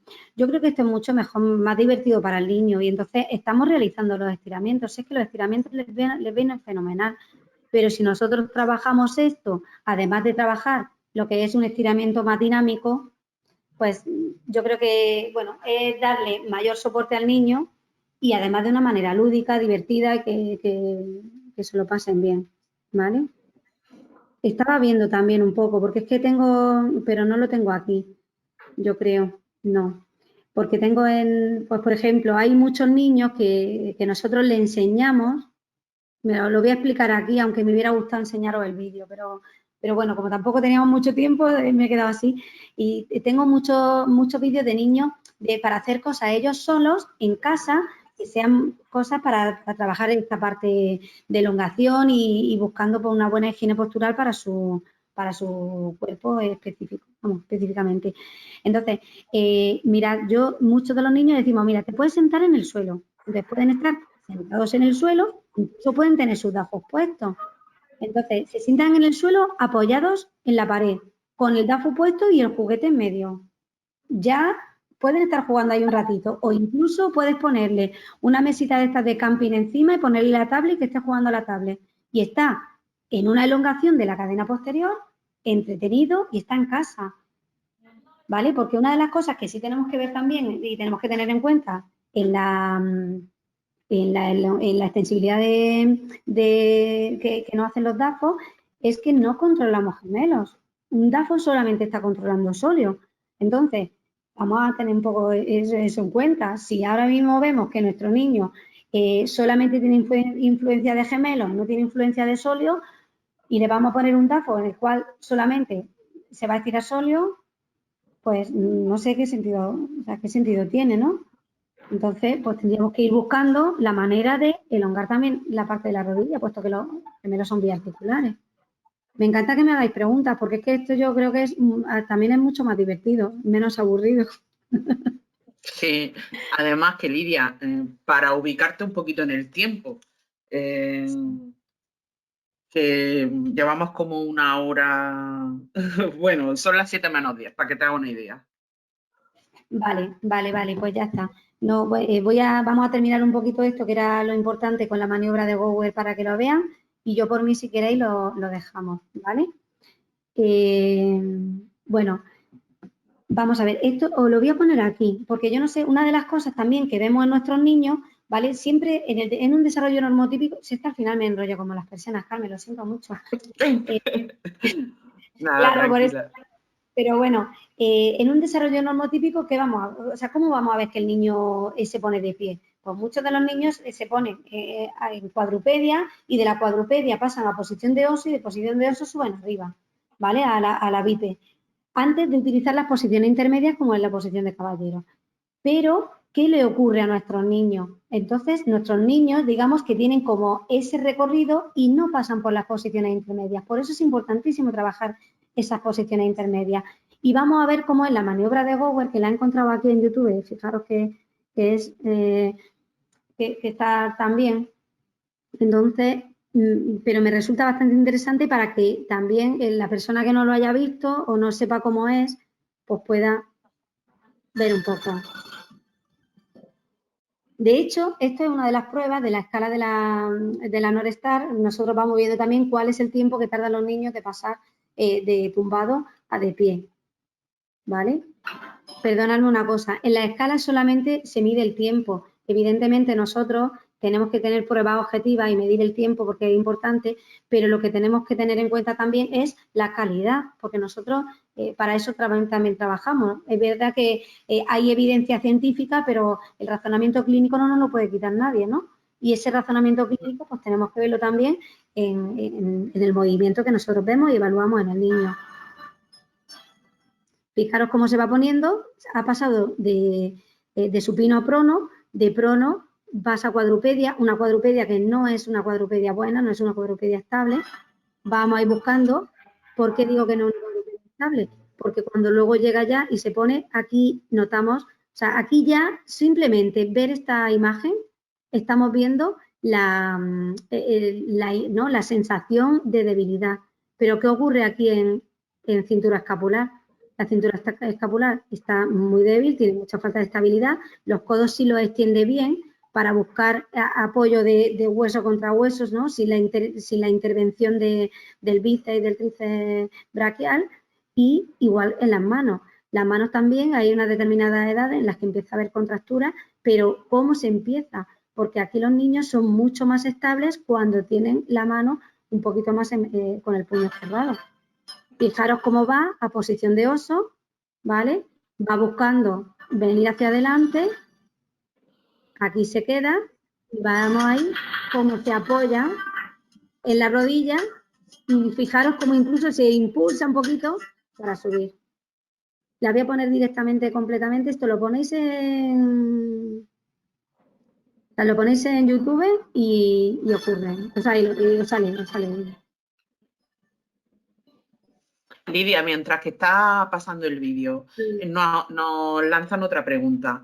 Para trabajar movilidad en casos de traumatología se utilizan los ejercicios excéntricos. ¿También podríamos usarlos o están contraindicados siempre? A ver, dímelo otra vez porque con la música no lo había escuchado. Que para trabajar la movilidad en casos de traumatología se utilizan los ejercicios excéntricos, que si están contraindicados siempre o podríamos usarlos. Vale, ejercicios excéntricos como cuál, por ejemplo, ¿en qué? Dime algo más concreto. Entiendo que sí. para un Hombre, caso yo lo que digo que están abordando de forma traumatológica, ¿no? Que si esos ejercicios excéntricos que sí se pueden aplicar también para trabajar la movilidad. Vale, pero mirad, por ejemplo, bueno, me imagino el caso, no sé si, o sea, entiendo que a lo mejor puede ser una tenotomía de tríceps ural o puede ser que haya habido una fractura, claro, es que no es lo mismo, o sea, no es lo mismo ver el enfoque, ¿vale? Pero yo, por ejemplo, a la hora o sea, si me puede especificar un poco, mejor. Pero yo a la hora de trabajar los ejercicios excéntricos, pues siempre puede ser un excéntrico un poquito más asistido, dependiendo también un poco, ¿no? Tampoco hace falta de decir, oye, pues me rayo porque si hago un ejercicio excéntrico, el niño va a tener rotura fibrilar y ya, ¿sabes? No podemos ser tremendistas, ¿vale? Pero si tenemos que a lo mejor hacer una elevación de la pierna y luego tener que bajar un poquito, no pasa nada. Pero bueno, vamos a ver que no tengamos que hacer 40 repeticiones. Pues vamos a hacer 10 y vamos a ir buscando. Si vemos que el niño se va fatigando un poco, que tiene un poquito de temblor, que le cuesta un poquito más de trabajo ahí, pues bueno, le damos un poquito más de asistencia. Pero sí es verdad que depende de las movilizaciones que se hagan. Fijaros también cómo muchas veces podemos utilizar depende del momento en el que sea, ¿vale? También os lo digo, porque si ahora mismo me estáis hablando de una quinta semana en una fractura, pues evidentemente no, ¿vale? Porque ahí todavía no, hasta la sexta semana sabemos que no está el callo óseo bien, el cual podamos cargar y todo, pero sí que a lo mejor podemos utilizar, pues, trabajar un poco la movilidad de cúbito lateral hacia supino, de supino de cúbito lateral, y ahí estamos trabajando la movilidad a lo mejor de la pierna, de la flexión y de la extensión de la cadera y de la rodilla, ¿vale? Y lo está haciendo él y lo estamos haciendo en otro plano. A ¿vale? ver, que Roque nos ha especificado un poquito más. Nos dice, el ejemplo sería tras reconstrucción de LCA, no sé muy bien lo que es, se utilizan excéntricos de isquiotibial y cuádriceps para conseguir la movilidad completa de rodilla. Sería en este caso. Vale, estamos hablando que es un niño con Duchenne que ha tenido una rotura del ligamento cruzado anterior. Vale, pues yo, espérate un momento, me voy a poner la cámara en esto para que tengamos un poquito más de feedback, si os parece. Sí.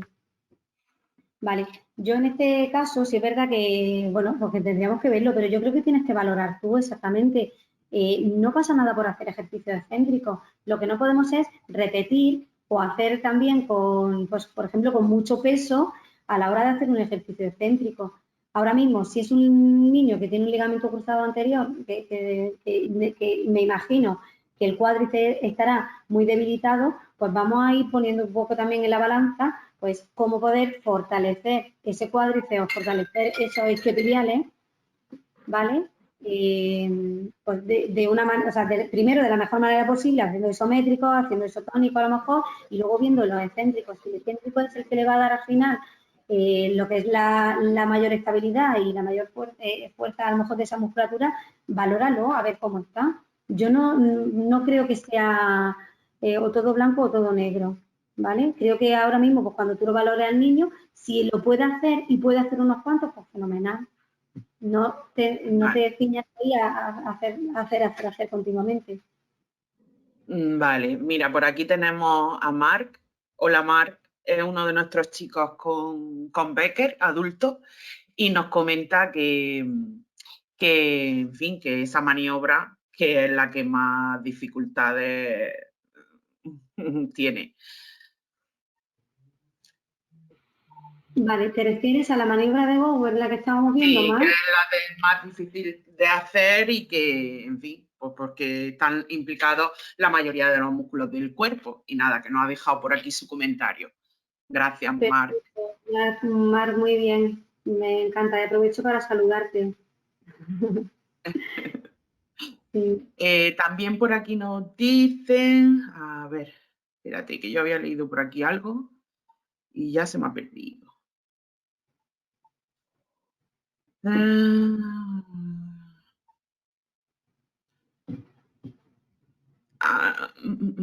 Perdón. Lidia, nos preguntan, ¿podrías volver a poner la diapositiva de las escalas que pasas? Ah, vale, espera un momento, voy a quitarme la pantalla, sabéis que... voy. Mirad, yo os cuento esto, ¿vale? Para que veáis. Nosotros cuando hicimos la investigación, os lo voy a ampliar. Mirad, la escala de Viñols-y-Bruch, sabéis que es pues, una de miembros superiores y otra de miembros inferiores. Luego el Time Up and Go, ¿vale? Que nosotros lo hicimos a la hora de contabilizar cuánto tiempo hace el niño para subir, ¿vale? Del suelo a la bipe. Luego pasamos también la MFM, ¿vale? Os cuento sobre la MFM. La MFM, los que venimos también un poco de la Gross Motor Measure, es muy parecida de pasar. De hecho, se inició también así, porque había un equipo de fisioterapeutas que decía, pues si pudiéramos tener una escala parecida a la Gross Motor, que pudiéramos medir ¿no? lo que es la parte de enfermedades neuromusculares, pues estaría genial.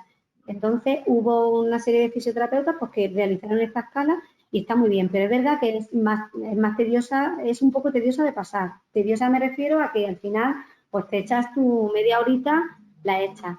Hay una escala que es para niños más pequeñitos y hay otra escala que es para niños más grandes. Y se ve todo, se ve pues desde la influencia de la cabeza, se ve la influencia de los miembros superiores, la influencia de los miembros inferiores, la elevación, el subir, el saltar, en la pata coja, o sea, se ve todo en la globalidad. Actualmente, ¿vale? No la he puesto aquí, pero actualmente la que nosotros estamos pasando cada 6 meses a nuestros niños y es la que se utiliza siempre para los ensayos clínicos es la NorStar, ¿vale? Nor como norte y Star, creo que es como STAR. Y esa es la que se pasa. Esa se pasa muy rápida. En 10 minutos, 15 minutos como mucho, se la has pasado al niño. Y es muy rápida de pasar, pero solamente es para niños que caminan, ¿vale? Entonces, ahí nosotros no podemos ver nada en la NorStar no se puede ver nada de miembros superiores. Y nosotros cuando estuvimos haciendo también este estudio, pues teníamos también niños que ya iban en silla. Entonces, por eso decidimos coger la MFM en vez de la NorStar, que a lo mejor para niños que caminan hubiera estado mejor. Pero al ver que nuestra muestra era más grande y queríamos verla en todo, pues sí que cogimos la MFM. ¿Vale? Luego nosotros le pasamos el test de Adam, ¿vale? Que es el inclinómetro a nivel del Raki. Estuvimos pasándole también, bueno, lo que son las medidas medidas de isquiotibiales, aductores y isquiotibiales, aductores y tríceps sural. Tríceps ambos, los gemelos y el sóleo. Y luego nosotros pues veíamos, mira, por ejemplo, cosas que para nosotros eran importantes, ¿vale? El control de tronco. ¿Cómo es el control de tronco del niño? ¿Vale? Si nosotros veíamos, esto era un poco pues una exploración que nosotros íbamos viendo totalmente observacional, ¿vale? Que esto pues luego nos daba, por ejemplo, pues un poquito también de ayudarnos a encontrar cómo era el niño y cuál era la imagen del niño, pues según qué tal estuviera el tono del tronco, ¿vale? A la hora también de ver si había más fibrosis en la palpación, lo que he dicho antes, si había como si su compresión es más tipo fibrótica o más tipo con los niños que les falta más estabilidad. Y luego, pues zonas de debilidad, ¿cuál era la zona más de debilidad que podían tener? Pues sobre todo casi todos coincidían en eso, en la parte del recto anterior, del abdomen.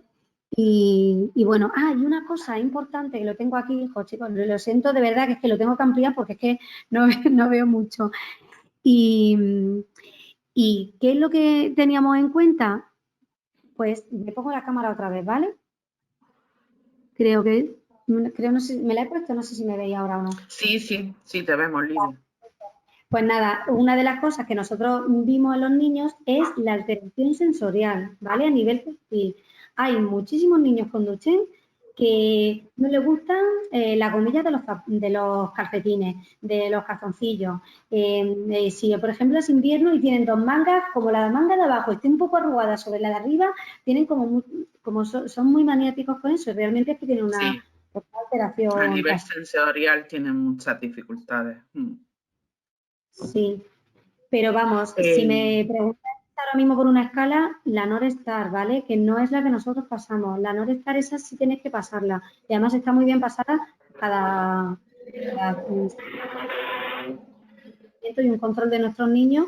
Además, lo hacemos coincidir con la valoración del equipo multidisciplinar del hospital y entonces le aportamos nosotros por nuestra parte también de fisioterapia.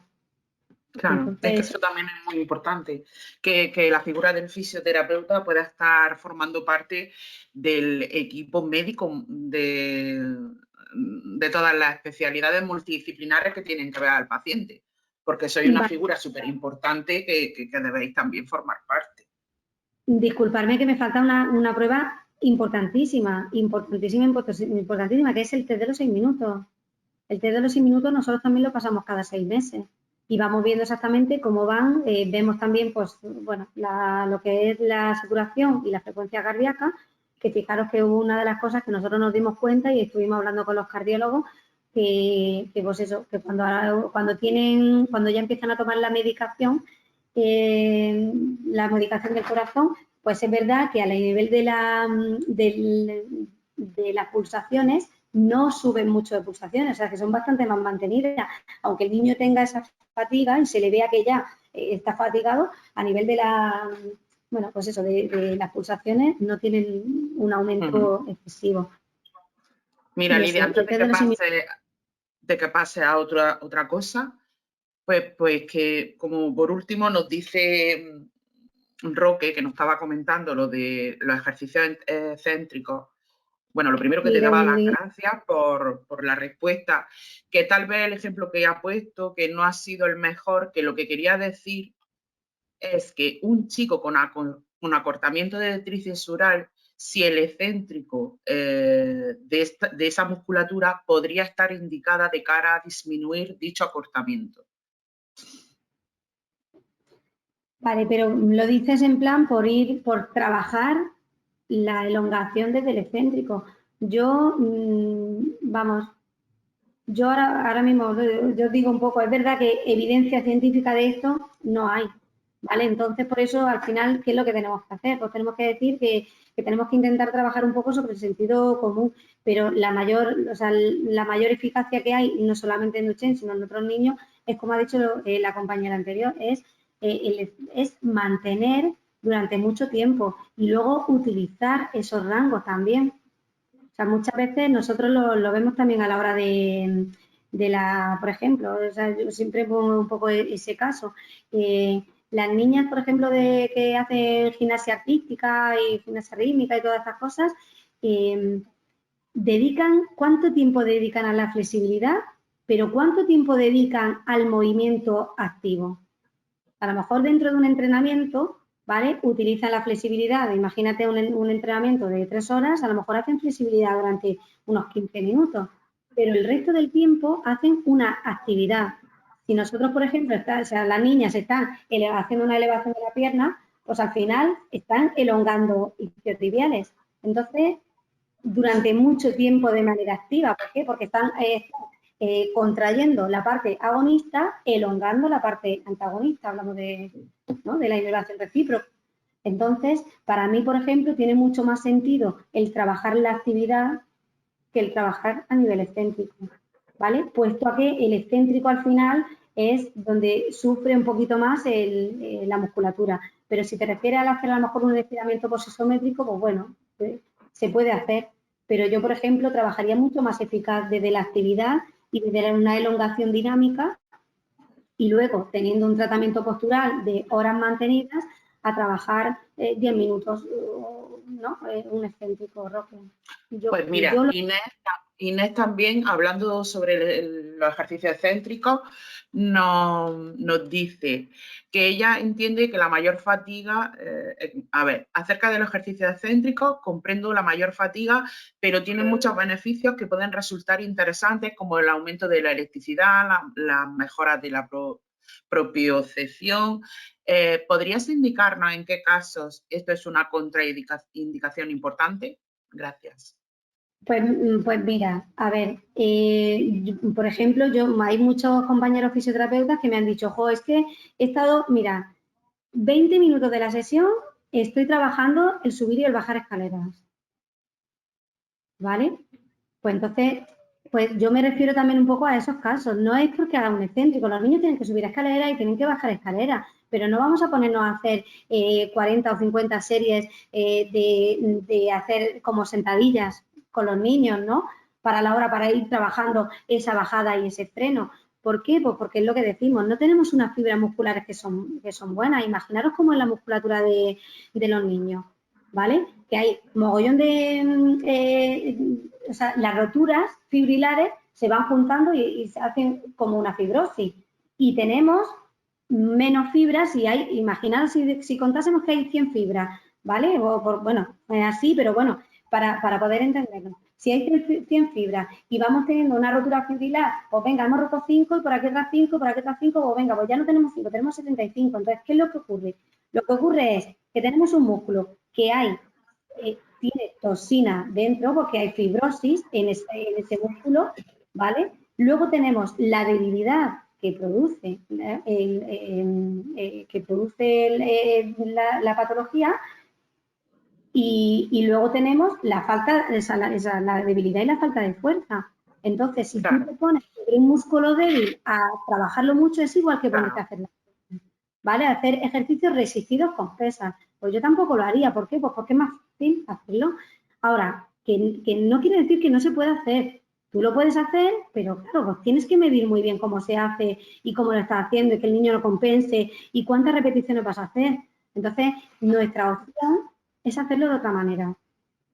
Es hacerlo de otra manera, por supuesto, a que se puede hacer también de otras maneras, pero no quiere decir que no lo haga.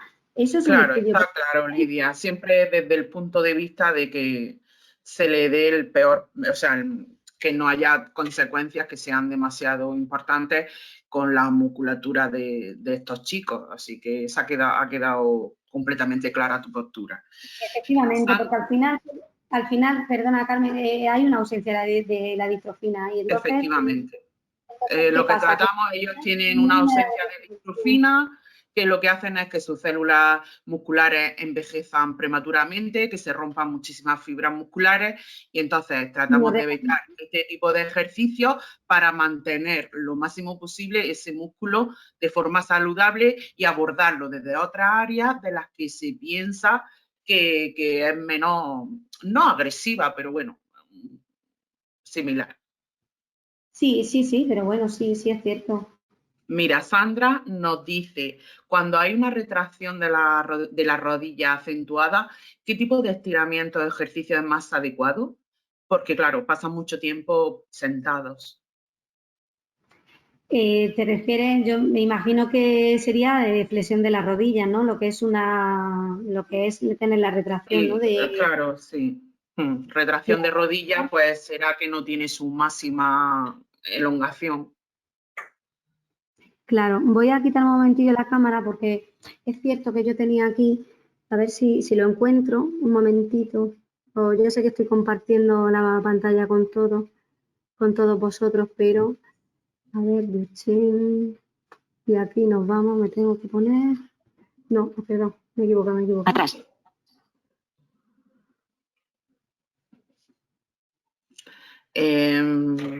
¿Cuánto llevamos? Llevamos como... son las Yo creo 7:12. que si hay alguna pregunta más y así, pero sí que me gustaría, a ver si lo tengo aquí para ver, porque mira, a mí, por ejemplo, eso, a mí me gusta trabajar así. Eso es un estiramiento que va haciendo el niño y que no se da cuenta, ¿vale? Así me gusta. Vamos a ver si tengo.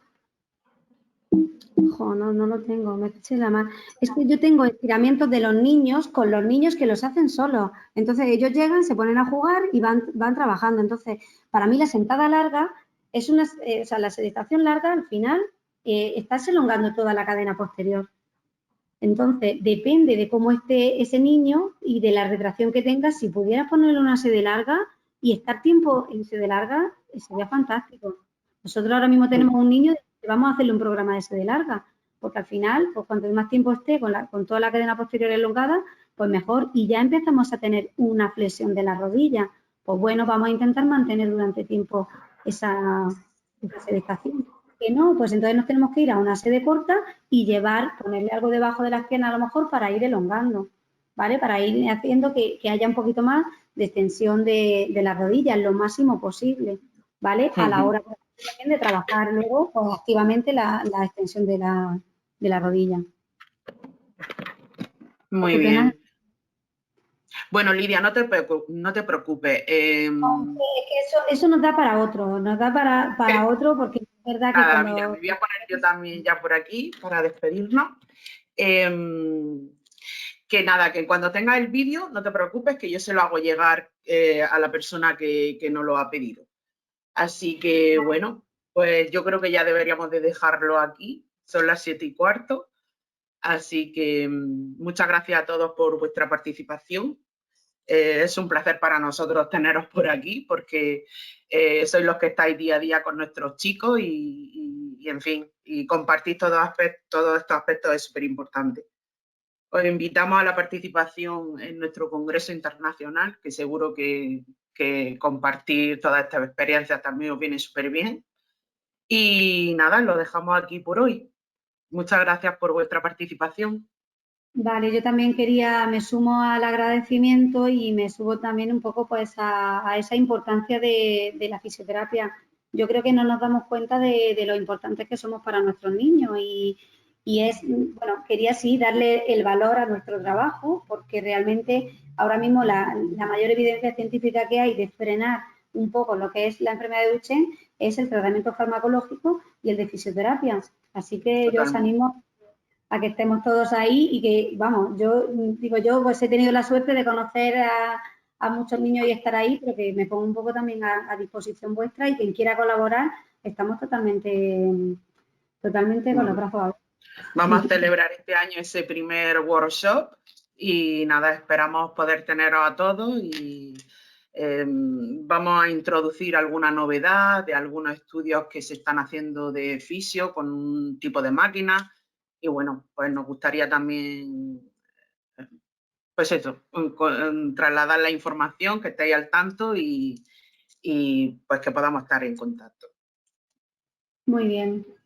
Pues muchas gracias y un saludo a todos. Hasta Chao. luego.